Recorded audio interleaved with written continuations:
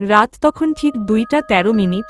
চারপাশ নিস্তব্ধ, অথচ আমার ঘরের দরজায় ভেসে আসছিল 3বার ধাক্কার শব্দ, ঠক ঠক ঠক।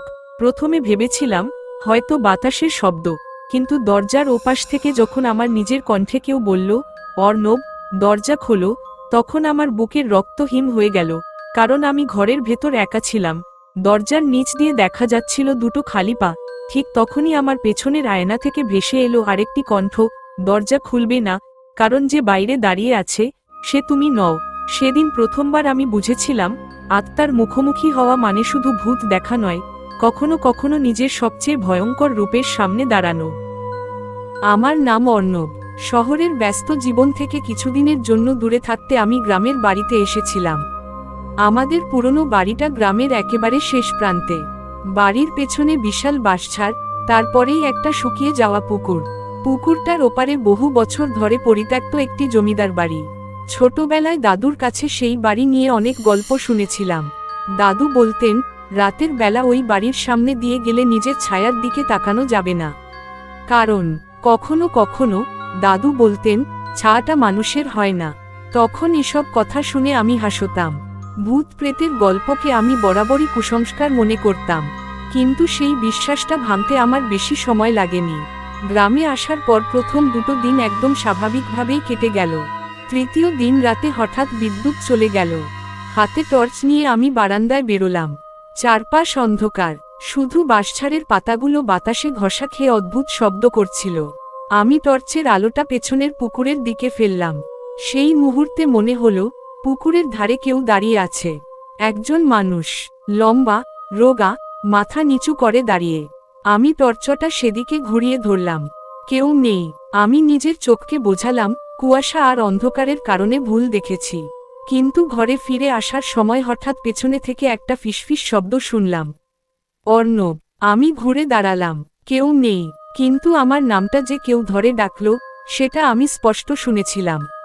পরদিন সকালে আমি দাদুর পুরনো ঘরে ঢুকলাম। ঘরটা বহুদিন খোলা হয়নি। কাঠের আলমারি, পুরনো বই, ভাঙা ঘড়ি, সবকিছুর ওপর ধুলোর আস্তরণ। একটা পুরনো কাঠের বাক্স খুঁজতে গিয়ে আমি একটা কালো ডায়েরি পেলাম। ডায়েরির প্রথম পাতায় দাদুর হাতের লেখা, যে আত্মার মুখোমুখি হবে, সে নিজের মুখ দেখবে। লাইনটা পড়ে আমার শরীর শিউরে উঠল। আমি পাতাগুলো উল্টাতে শুরু করলাম। প্রথম কয়েক পাতা ছিল সাধারণ দিনের কথা।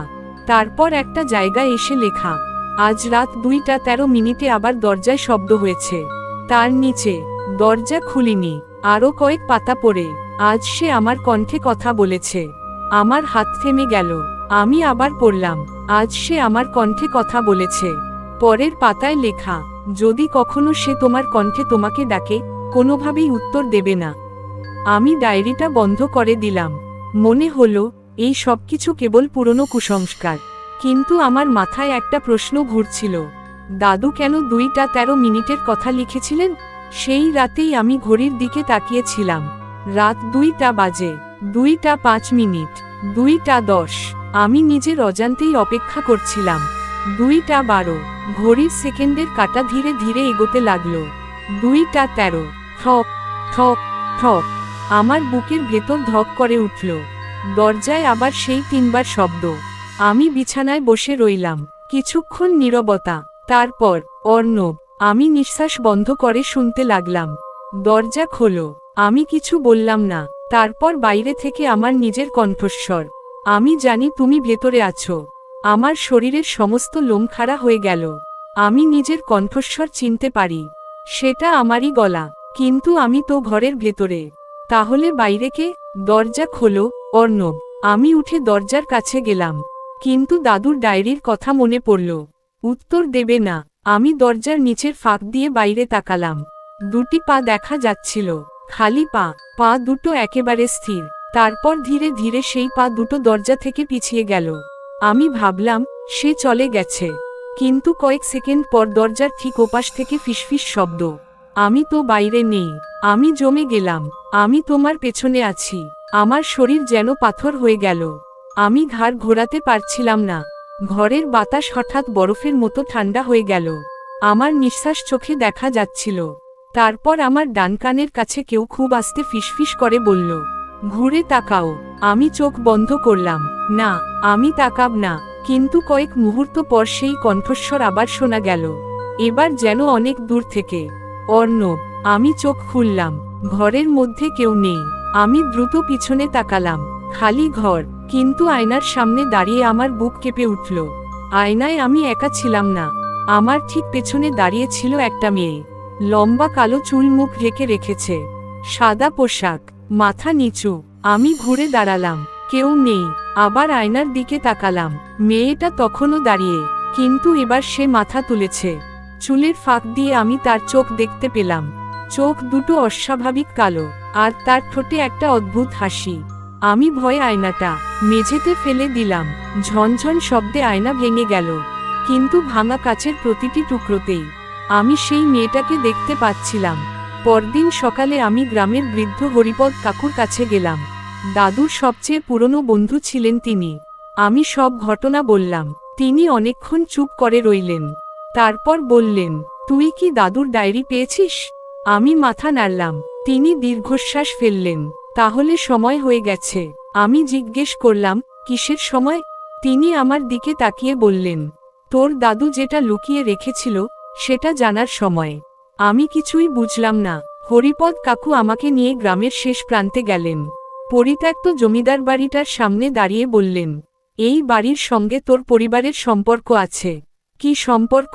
তিনি বললেন, প্রায় 50 বছর আগে তোর দাদুর ছোট ভাই নিখোঁজ হয়েছিল। আমি অবাক হয়ে বললাম, কিভাবে? রাতে বাড়ি থেকে বেরিয়েছিল, তারপর আর ফেরেনি। তারপর 3 দিন পর তার মৃতদেহ পাওয়া যায় ওই পুকুরে।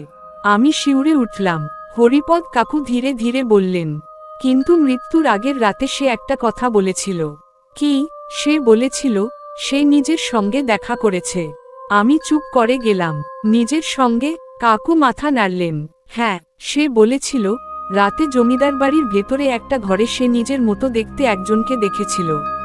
আমি কিছু বলতে পারছিলাম না। কাকু বললেন, তারপর থেকে তোর দাদুও সেই বাড়িতে যেতে শুরু করেছিল। সেদিন বিকেলে আমি একা জমিদার বাড়ির সামনে দাঁড়ালাম।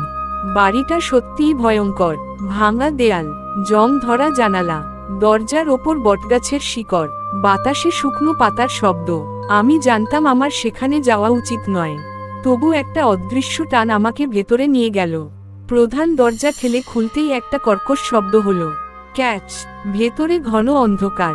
টর্চ জ্বালিয়ে এগোতে লাগলাম। দেয়ালে পুরনো ছবি ঝুলছিল। একটা ছবির সামনে এসে আমি থেমে গেলাম। ছবিতে জমিদার পরিবারের কয়েকজন মানুষ দাঁড়িয়ে, কিন্তু ছবির এক কোণে একজন মেয়ে।